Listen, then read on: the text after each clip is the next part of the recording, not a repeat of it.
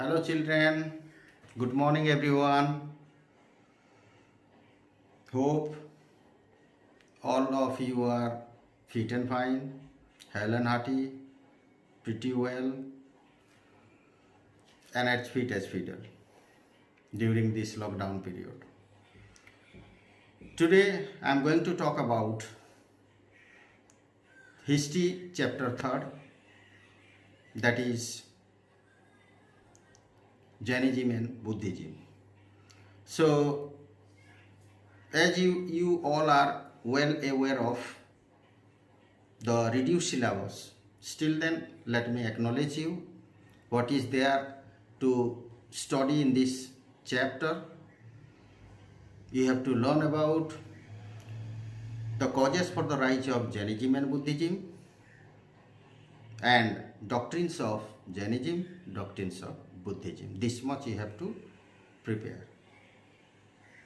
So here in this video I have explained all this. Watch it. Causes for the rise of Jainism and Buddhism. There are several causes for the rise of Jainism and Buddhism. They are reaction against ritualism, corruption in religion, rigid caste system, difficult language, political situation, and agricultural economy. Let us discuss each and every cause one by one. Reaction against ritualism. So during that time in 6th century BC,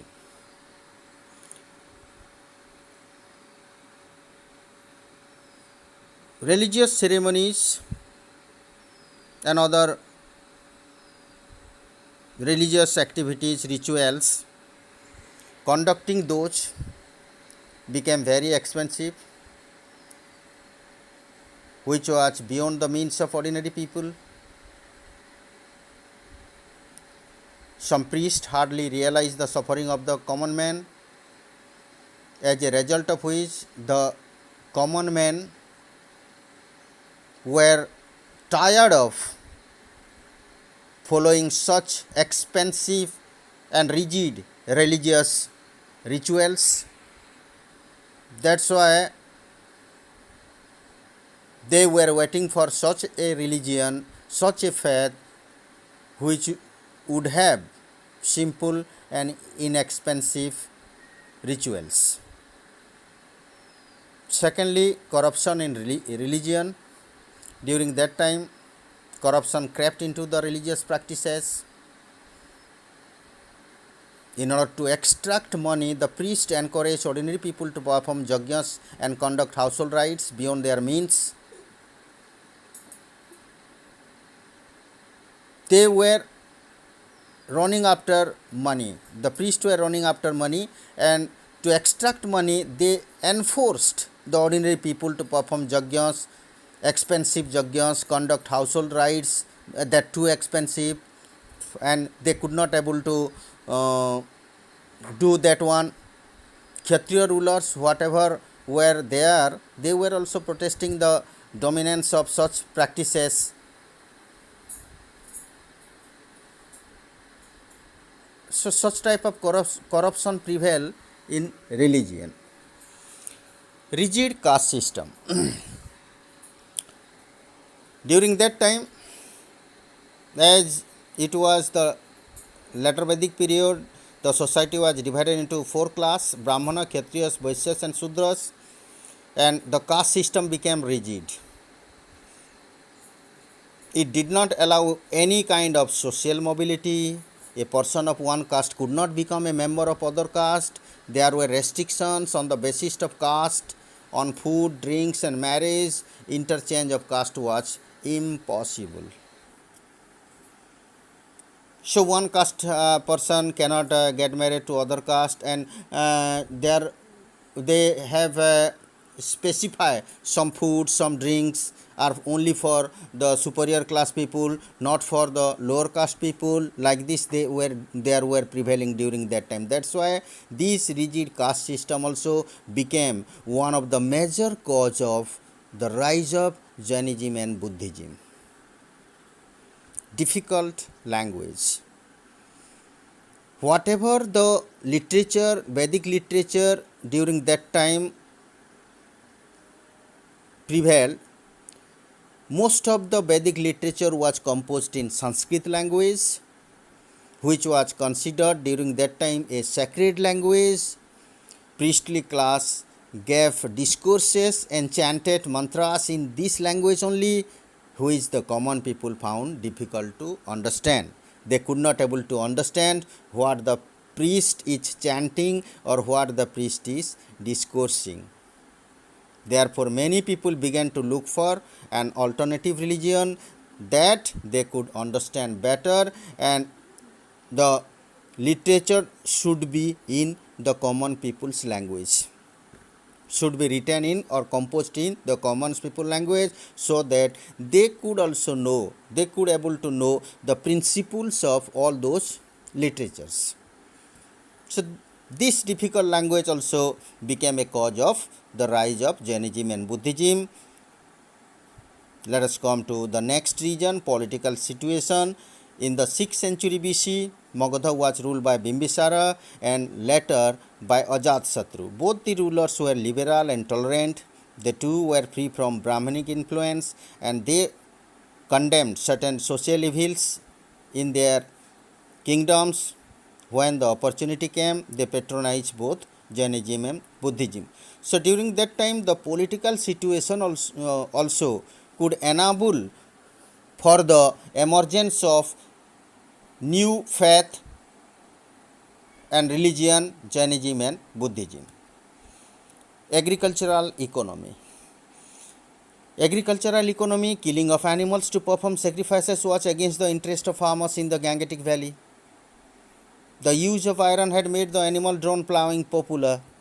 Such farmers needed a religion that would give protection to their animals, because without animals they could not able to do farming, and if in such way killing of animals to perform different sacrifice would go on, then they would have to lose the support of their animals, and they could not able to do all their agricultural works.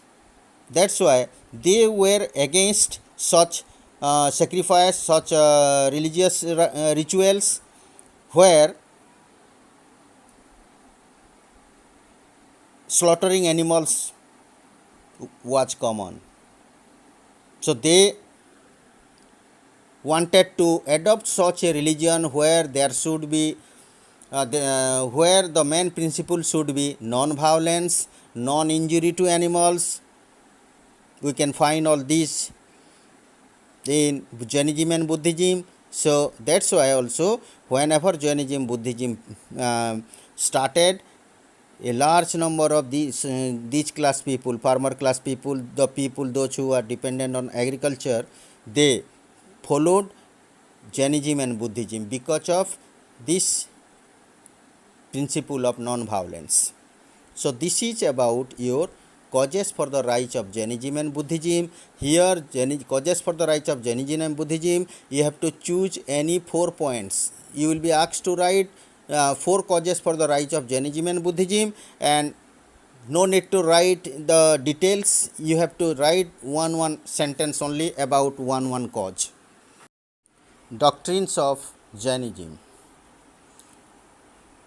Doctrines of Jainism or teachings of Jainism. Mahavira laid great stress on a pure and austere mode of living, which can be obtained by following 3 ratnas or 3 jewels. He praised that the ultimate goal of man is to attain freedom from worldly bonds or to attain moksha, and which can be obtained by following 3 ratnas or 3 jewels: right faith, right knowledge, and right conduct. Samyak Vishwas, right faith; Samyak Gyan, right knowledge; and Samyak Karma, right conduct.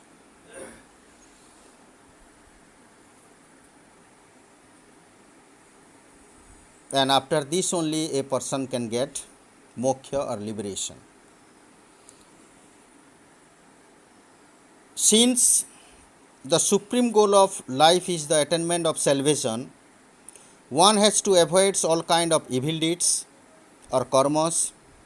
Mahavira preached or prescribed some ethical code both for a householder and a monk.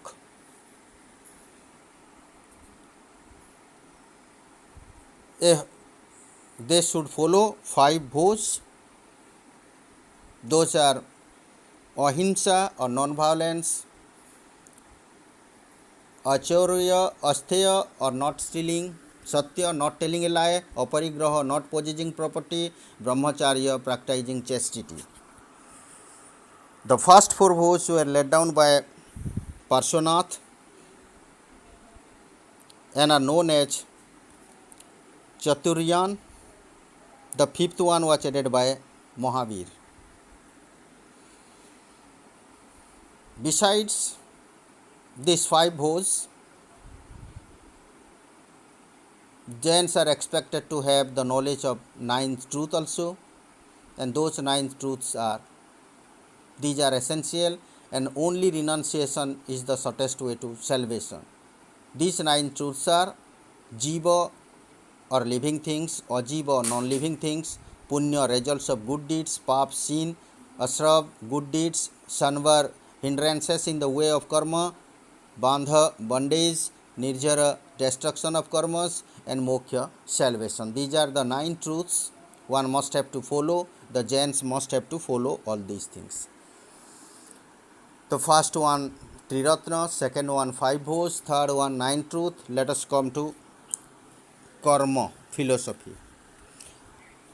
The Jain believes in the karma theory of Hinduism and that one should be responsible for one's own karma or action.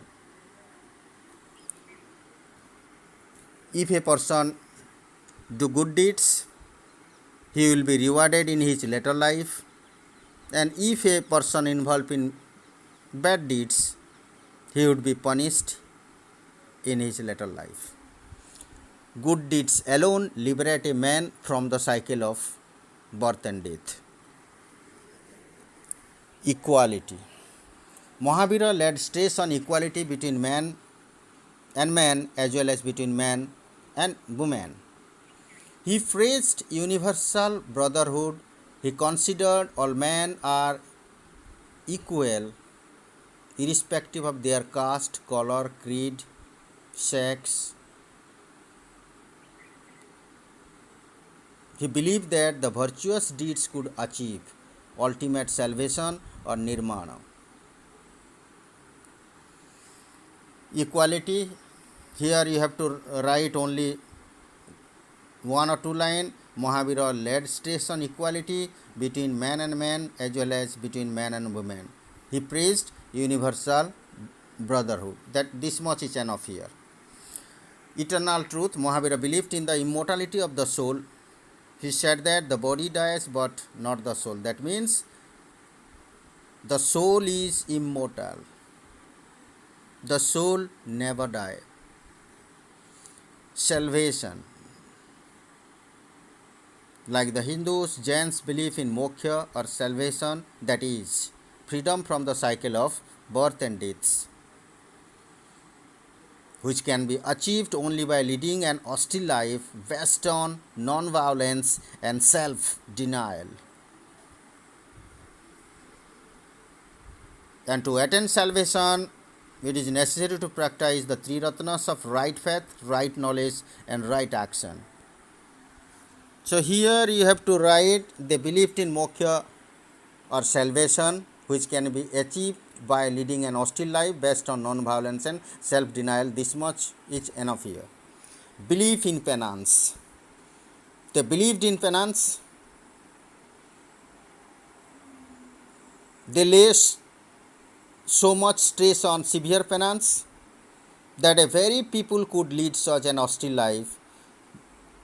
That's why Jainism had not got so much of followers because of this severe penance life or austere life. So these are your doctrines of Jainism. in these doctrines, children, you must have to prepare yourself for maximum 4 doctrines. Whatever you like, the easier one, that one you can go for. The maximum 4 you will be asked to write here, mention or describe the 4 doctrines of Jainism. So whatever you think the easier for you, that one you prepare out of this. So for one doctrine you have to write one sentence only, hardly 2 sentences, no more. Teachings of Buddhism. Buddha preached that one should lead a simple life and follow a simple path. Only after that he could attain salvation. And for attaining salvation, he advised his followers to follow the Eightfold Path and the Four Noble Truths. Four Noble Truths. Four Noble Truths, these are the essence of Buddhism. They are: the world is full of suffering, the suffering has a cause, desire is the cause of suffering, and if desire is stopped, suffering can also be stopped. So children, this is the most important thing. In present world also this can be implemented. Nowadays also the world is full of suffering, and whatever the suffering the people are experiencing, each and every suffering, behind each and every suffering there is a cause, and the main cause of all those suffering is the only desire. And if that human desire is stopped, then suffering can also be stopped. That means human can be free from sufferings only when he control his own desire. Eightfold Path. Buddha preached the Eightfold Path, which leads someone to the salvation or nirvana. Ashtanga Marga or the middle path. This is the middle path to attain salvation or nirvana. It is a midway between luxurious living and hard penance. What are those eightfold paths? Right action, right thought, right belief, right living, right speech, right effort, right recollection, and right meditation. So right actions, here he wanted to say that one should always do the fair work, action, karma. One should remain away from theft, luxuries, and violence. Then only that person can do the right action. Right thought, to remain away from empty rituals and worldly evils. Right belief, to give up desire. Right living, not to have dishonest dealings with others. Lead a simple way and honest manner. Right speech, speak the truth and do not think ill of others. Speak the truth. No need to think ill of others. If you cannot do good to others, at least you have no right to do bad to them. Right effort, work for deliverance from sins and for the welfare of others. write recollection, think about pious things, write meditation, concentrate on only what is right. So these are the eightfold path. Attitude towards God. Buddha held that the whole universe was controlled by dharma, or a universal law. That means here he was silent about the existence of God. He did not say anything about the God has created this universe, or whatever is happening only that one because of the control of God's or will of God, only all these things are happening. He did not tell all these things. He told that whole universe was controlled by dharma, or a universal law. Like Mahavira, he emphasized on non-violence. He formulated a code of conduct which included not to tell a lie, not to own property, not to consume alcoholic drinks, not to commit violence, and not to indulge in corrupt practices. So like Hinduism, Buddhism believed in the theory of karma. He said that man is the maker of his destiny, and it believed in rebirth. If he do good deeds, if he does good deeds, he will be rewarded, and if he does evil deeds, he will be punished. Therefore, man should follow middle path. It is karma which decides the type of man's existence in the next birth. That means whatever the karma you will do in this life, accordingly you will get rebirth in your later life. It is called the wheel of existence. Stress on morality. Buddha insisted on a life based on good actions. His followers were enjoined to practice non-violence and to lead an upright life. He insisted on a life based on good action. That means here you can write also Buddha insisted on, or he had given stress on morality of a person. Nirvana, the ultimate goal of one's life is to attain nirvana or salvation. It is a peaceful state of mind which conquers all diseases, makes the person free from cycle of birth and death. He also prays for universal brotherhood of mankind. He wanted to live in peace. He wanted people to live in peace, setting aside all their differences. He said that yajnas cannot change a man's destiny. Sacrifices and rituals are empty ceremonies. So here you can write that he had no faith in rituals and sacrifices. Sacrifices and rituals are the empty ceremonies. Like Mahavira, he also gave stress on non-violence or ahimsa. So these are the doctrines or principles or teachings of Buddhism.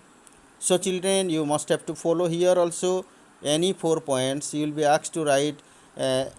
If you are writing other 4 points except 4 noble truth and 8-fold path, then you have to get ready for separate questions for noble truths. Mention or define the 4 noble truths of Gautam Buddha, or what are the 8-fold path of Buddhism. Like this you can get extra questions, so you can get ready for these two. And if you want to write other 4 principles or doctrines, that will be okay and good also. Buddha had no faith in rituals and sacrifices. Like this one sentence you can write. Buddha believed in, like Mahavira, Buddha also believed in non-violence or ahimsa. His stress on non-violence or ahimsa. Like this you can write. Buddha preached about universal brotherhood of mankind. the ultimate goal of one's life is to attain nirvana or salvation. Buddha preached that the ultimate goal of one's life is to attain nirvana or salvation. Like this also you can write, and he insisted, or he gave stress on morality of persons, morality of the people. Like this, one sentence. Thank you, children, for watching this video so patiently, mindfully, and attentively. If you are having any doubts, confusion relating to this chapter, you can send message in my comment section or in my WhatsApp number.